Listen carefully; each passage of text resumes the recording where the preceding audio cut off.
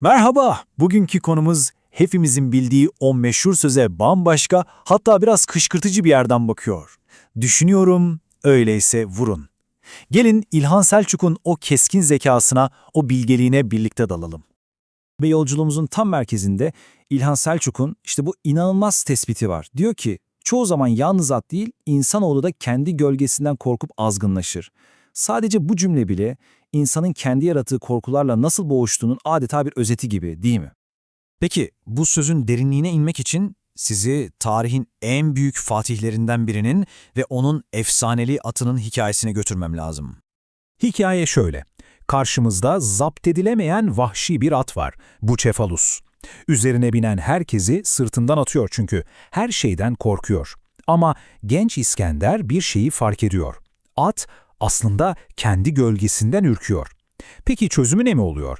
İnanılmaz basit ama bir o kadar da dahice.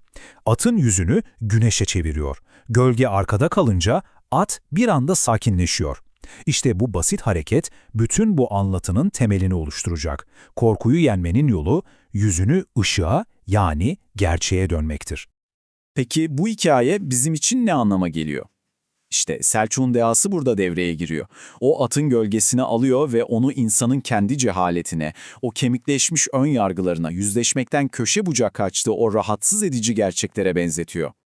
Yani aslında mesele çok net. Kendi gölgesinden korkan kimdir? Güneşe, aydınlığa yani gerçeğin ta kendisini sırtını dönen kişidir. Korku gerçekten kaçtığın anda başlar. İyi de bu korku toplumsal hayatta nasıl karşımıza çıkıyor? Selçuk'a göre bu karanlıkta beslenen, orada serpilen çok belirgin karakterler var. Gelin onlara bakalım. Selçuk iktidar sarayında iki tane zıt kutup çizer. Biri soytarı, diğeri dal kavuk. Soytarı ne yapar? O en tepedekinin bile ego balonlarını iğnesiyle patlatır. Mizahın arkasına saklanarak en acı gerçekleri söyler. Selçuk'a göre bu, batıdaki hoşgörü geleneğinin bir yansıması. Peki ya dal kavuk? O tam tersi. O balonları sürekli şişirir. Ağzından evet efendimden başka laf çıkmaz. Bu da doğudaki o katı otorite anlayışının bir ürünü. Ve Selçuk'un şu sözü durumu o kadar güzel özetliyor ki, dal kavuk soytarıdan beterdir çünkü dal kavuğun şişirdiği balonlara tutunarak yükselmek kimseye nasip olmamıştır. Ne kadar doğru değil mi? O balonlar er ya da geç patlamaya mahkumdur. Peki, ya bir toplum, bir bütün olarak soytarı yerine dal kavuğu, ışık yerine gölgeleri seçerse? İşte o zaman ne olur? Bu sorunun cevabı tarihin en karanlık sayfalarından birinde gizli. Gelin Nazi Almanyası'nda gölgenin adım adım nasıl her yeri kapladığına bakalım. Her şey Mayıs 1933'te Berlin'de binlerce kitabın yani düşüncenin yakılmasıyla başlıyor. Einstein'ların, Freud'ların eserleri ateşe atılıyor. Sonra ne mi oluyor? Eylül ayında kurulan bir kültür odasıyla bütün sanat, müzik, edebiyat kontrol altına alınıyor.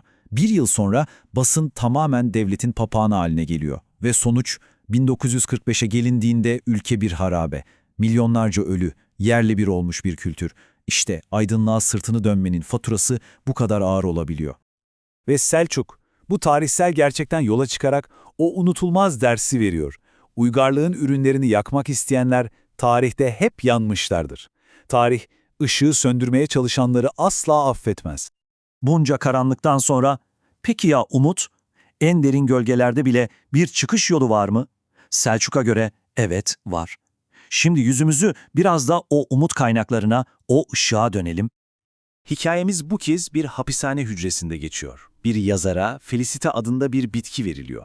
Ama bitki dediğime bakmayın, bildiğiniz kuru, mum gibi cansız görünen bir kütük parçası. Aylar geçiyor. Dışarıda mevsimler dönüyor. Kış geliyor, bahar geliyor. Ama o kütükte tık yok. Soğuk, hareketsiz, kupkuru. Hiçbir yaşam belirtisi yok. Ta ki o sabaha kadar. Selçuk'un kendi kelimeleriyle. Ve ertesi sabah, hapishanenin demir parmaklıklı penceresinden güneşe uzanan bir el gibi küçücük bir yeşil yaprağın ucu soğuk mumu yarıp gün ışığına çıktı. İşte o an, en imkansız görünen yerde bile yaşamın ışığa duyduğu o inanılmaz özlemin zaferi. Peki bu ne demek? Selçuk için ışık kaynakları işte bunlar. Gerçeği söyleyen soytarının cesareti, Felicita gibi en umutsuz onda bile filizlenen o sessiz direniş ve tabii ki sanatın o ölümsüz gücü. Ne diyor Selçuk? Yaşar Kemal gibi büyük sanatçılar kendi ülkelerinde iktidarlar tarafından dışlanır ama bütün dünya onlara kucak açar. Çünkü sanat sınırları aşan bir ışıktır. Tamam, hedef ışığa dönmek, anladık. Peki bu yolda nasıl yürüyeceğiz? Bu dengeyi nasıl kuracağız? İşte burada Selçuk bize çocukluğundan kalma müthiş bir metafor sunuyor. İp cambazının sırrı. Nedir bu sır? Çok basit aslında. İp cambazı gevşek ipte yürüyemez. Bu kadar. Yani ilerlemek istiyorsak bir gerilime ihtiyacımız var, bir dengeye ve o ipi gölgelerin üzerinde sapasağlam gergin tutacak temellere. Hakikate ve ilerlemeye giden yol öyle rahat, gevşek bir yol değil. Cesaret ister, denge ister ve en önemlisi o ipi tutan ilkelerin sağlam olmasını gerektirir. Ve işte İlhan Selçuk'un bilgeliği bizi bu son soruyla baş başa bırakıyor. Bugün bizler birey olarak, toplum olarak hangi gölgelerimizden korkuyoruz? Daha da önemlisi, o gölgelerden kaçmak yerine tıpkı genç İskender'in yaptığı gibi yüzümüzü güneşe dönme cesaretini kendimizde bulabilecek miyiz? İşte bütün mesele bu.